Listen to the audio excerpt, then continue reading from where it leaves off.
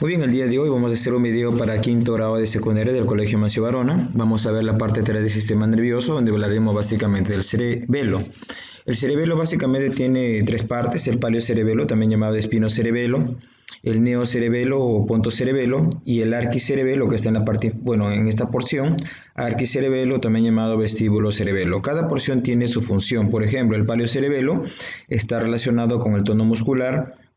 El neocerebelo o pontocerebelo se relaciona con la coordinación motriz y el arquicerebelo con el equilibrio corporal. Por eso que el cerebelo tiene como función el tono muscular, la coordinación motriz y el equilibrio corporal. Tiene núcleo cerebeloso, como por ejemplo tenemos el núcleo dentado, el núcleo emboliforme, el núcleo fastigial y el núcleo globoso. Además, en un corte sagital del tronco cefálico y el cerebelo vemos aquí el tronco cefálico que presenta el mesencéfalo, la protuberancia anular y el bulbo raquídeo. Y esta porción se llama cuarto ventrículo, ¿verdad? Donde en el techo, mírenme, en la parte posterior estaría básicamente de todo el tronco cerebral, sería el cerebelo. Este cerebelo tiene una sustancia blanca que tiene forma de un árbol y por ello se le llama el famoso árbol de la vida, sustancia blanca, árbol de la vida. Y la sustancia negra o la sustancia gris está relacionada con la corteza cerebelosa. El tronco cefálico básicamente también se llama tallo cerebral y está formado por tres componentes, llamado acá está el tronco cefálico por el mesencéfalo, la protuberancia anular o puente baróleo, que a su vez se ubica allí, el centro neumotápsico y el área anéustica. Encontramos además el bulbo raquídeo, que en su cara posterior encontramos el núcleo de Wolf o Gracilis, el núcleo de Burdach o cuneiforme.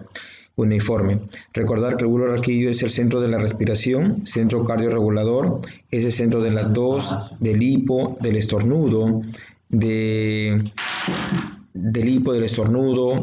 la tos, incluso de la náusea y del vómito.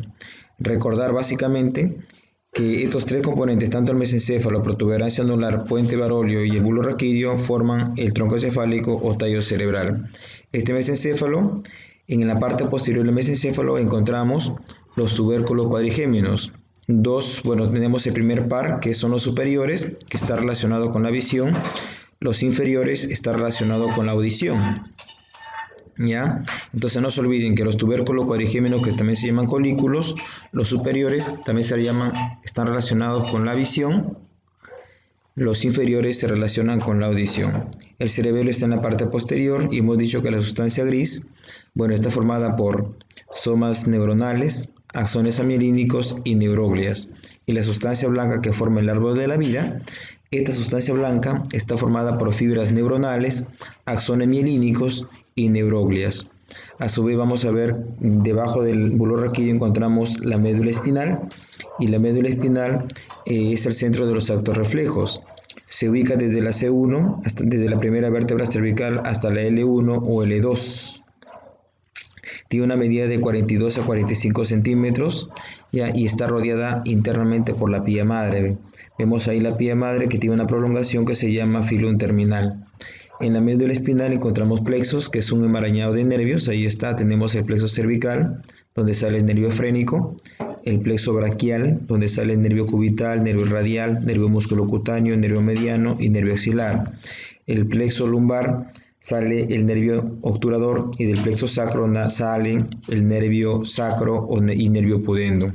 Las preguntas de los exámenes que básicamente vienen son del plexo cervical, ¿quién sale? El nervio frénico. Y del plexo sacro sale el nervio ciático. Finalmente, en la parte inferior de la médula espinal sale unos nervios que forman básicamente la cola de caballo o cabo de quina. Recordar que la médula espinal tiene dos ensanchamientos que se llaman dos entumescencias.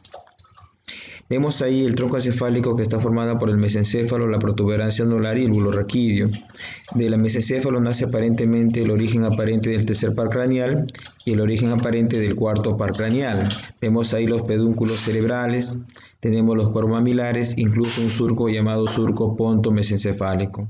A nivel de la protuberancia anular encontramos el surco basilar, por donde pasa la arteria basilar, el rodete protuberencial. Y aparentemente nacen el origen aparente del quinto par craneal, o sea del trigémino, el origen aparente del sexto par craneal, el origen aparente del séptimo par craneal y el origen aparente del octavo par craneal.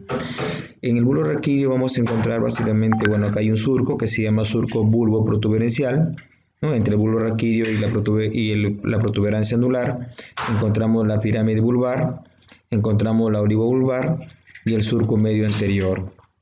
Además encontramos la decusación piramidal, donde las fibras que vienen desde la parte derecha cruzan hacia la parte izquierda, hacia el hemisferio donde las fibras de la parte derecha cruzan y se van obviamente hacia el hemisferio izquierdo, mientras que las fibras de la parte izquierda cruzan aquí y se van hacia el hemisferio derecho. Entonces esto se llama decusación piramidal, donde aquí se dan el cruce de las fibras y se ubica básicamente en el bulbo raquídeo. Además deben de recordar, alumnos, que el bulbo raquídeo, ahí aparentemente nace el origen aparente del noveno par craneal, nace el origen aparente del duodécimo par craneal, que es el hipogloso, nace el origen aparente del décimo par craneal y nace aparentemente el origen aparente del undécimo par craneal, que es el espinal o accesorio. En cuanto a la médula espinal, vamos a decir que es el centro de los actos reflejos. ¿Y qué es un acto reflejo? Es una respuesta a un estímulo en cualquier parte del cuerpo, ya, pero de forma voluntaria. Un acto reflejo es una respuesta a un estímulo en cualquier parte del cuerpo, pero de forma involuntaria. ¿Y dónde se da el acto reflejo? En el arco reflejo, que tiene 5 componentes. Uno de ellos se llama el receptor sensorial, es uno, que está a nivel de la piel, que es el que resecciona el estímulo y lo convierte en un impulso nervioso a través de la transducción. Luego el impulso nervioso viaja por la neurona sensitiva y llega hacia el centro nervioso, que sería el 3, sería la médula espinal, y luego ya la respuesta sale por la neurona motora, que sería el cuarto componente, y el que responde sería el órgano efector, que es el músculo, ya sería 5. Entonces, a ver, recordemos, los componentes del arco reflejo: 1 es el receptor sensorial, el que recibe el estímulo y lo convierte en un impulso nervioso. 2, el impulso nervioso viaja por la neurona sensitiva o aferente. 3 sería el centro nervioso, la médula espinal. Incluso acá hay una sinapsis que está relacionado con la neurona intercalar o interneurona. Y luego la respuesta ya sale por la neurona motora, que sería el cuarto componente, y llega a quinto al órgano efector, que sería 5, ¿verdad? El que responde al estímulo. Recordar que las astas posteriores de la médula espinal son sensitivas, relacionadas con la neurona sensitiva, y las astas anteriores son motoras, relacionadas con la neurona motora. Finalmente tenemos los pares craneales, que son 12 pares. Uno sería el nervio olfatorio, que está relacionado con el olfato, que obviamente atraviesa la lámina cribosa del hueso etmoides. 2, el nervio óptico, que está relacionado con la visión. 3, el motor ocular común, que también se llama oculomotor, relacionado con el movimiento del globo ocular, que de aquí lo vamos a ver. El cuarto par, que se llama patético troclear, que está relacionado con los movimientos del globo ocular, que va a inervar al músculo extrínseco del globo ocular llamado oblicuo superior. El quinto es el trigémino, tiene 3 ramas: la rama oftálmica 5.1, rama maxilar 5.2, rama mandibular 5.3. El sexto par craneal, que se llama abducen, también es un músculo oculomotor relacionado con el movimiento del globo ocular, inerva al recto externo. El séptimo par se llama facial, relacionado con el movimiento de la mímica facial. Su lesión origina la parálisis de Bell's. El octavo par craneal se llama auditivo, o también llamado vestíbulo coclear, relacionado con la audición y el equilibrio. El noveno par craneal se llama glosofaringio, que va a inervar un tercio posterior de la lengua, relacionado con el gusto, y además inerva los músculos de la faringe. El décimo par craneal, llamado vago neumogástrico, va a inervar al aparato respiratorio, al aparato digestivo, al sistema circulatorio, al aparato nefrourinario. Es el nervio más largo del cuerpo, de los craneales, ¿verdad? El undécimo par craneal se llama espinal o accesorio, que tiene una porción vulvar relacionada con la deglución y una porción espinal relacionada con movimientos laterales del cuello. Y el duodécimo par craneal se llama hipogloso, relacionado con el habla, ¿no? Porque básicamente va a dar la inervación motora de la lengua, relacionada básicamente con el habla. Existen nervios motores, como el tercero, cuarto y sexto, que son nervios oculomotores relacionados con los movimientos del globo ocular. Otro motor sería el undécimo par craneal, que sería el espinal o accesorio, y el duodécimo par craneal, que sería el hipogloso, relacionado con los movimientos del habla. En cuanto a los mixtos, son el quinto par, el trigémino, el séptimo facial, el noveno, que es el glosofaringio, y el décimo, que es el vago. Y los sensoriales o sensitivos es el primer par craneal, o sea, llamado el olfatorio. El segundo es el óptico, y el octavo es el vestíbulo coclear, o también llamado auditivo. Los motores, los motores son los que llevan la respuesta ya hacia el órgano efector, y los sensitivos son los que llevan el estímulo directamente al sistema nervioso central. Y los mixtos tienen ambas funciones, son motores y sensitivos a la vez. Por ejemplo, aquí vemos los músculos extrínsecos del globo ocular, que están inervados por diferentes nervios o pares craneales. Por ejemplo, la mnemotecnia aquí clásica que debo de aprenderme es reviso. Si yo lo leo de izquierda a derecho, reviso significa que el recto externo está inervado por el sexto par craneal, como lo vemos acá. Músculo recto externo está inervado por el sexto par craneal. Si yo lo leo de derecha a izquierda, sería oblicuo superior, que está inervado por el cuarto par craneal. Entonces, el músculo oblicuo superior, que lo estoy mencionando acá, está inervado por el cuarto par craneal, mientras que los demás músculos extrínsecos del globo ocular están inervados por el tercer par craneal, que se llama músculo oculomotor, ¿verdad? O también llamado motor ocular común. Por ejemplo, ¿quién inerva el motor ocular común?